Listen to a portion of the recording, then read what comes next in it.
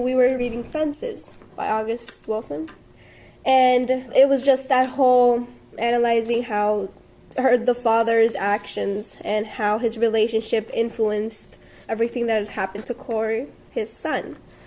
So, we just really got to think about, hey, like, how did our relationship with our fathers or any other figure in our life as important as a father, how did that affect us and who we became in the future? And how our persistence and our ambitions, how did that come to be?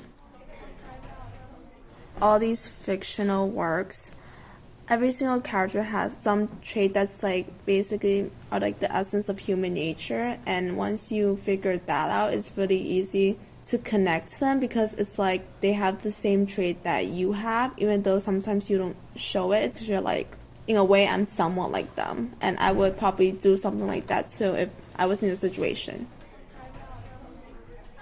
What this class has done for me was just open my mind to the possibilities of what the world is doing or changing around me, and I just feel like social and academics just come together as one.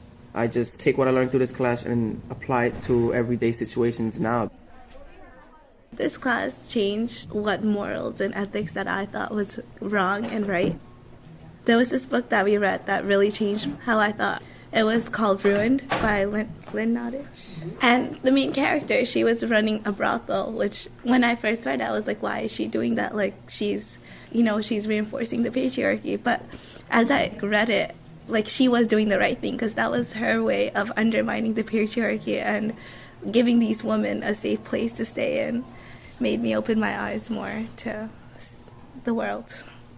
I think it made me a stronger person. Yeah, voicing my opinions, but also understanding why people do what they do, because before I just know they're wrong, why would they do that? But you need to understand their perspective too. I find myself outside the class always talking about them and what would you do in that position, and just thoroughly explaining what we were reading. And even outside the class, I continue to ponder and just be like, oh, I could have said that, or oh, this was a great idea, but it's always outside of the classroom.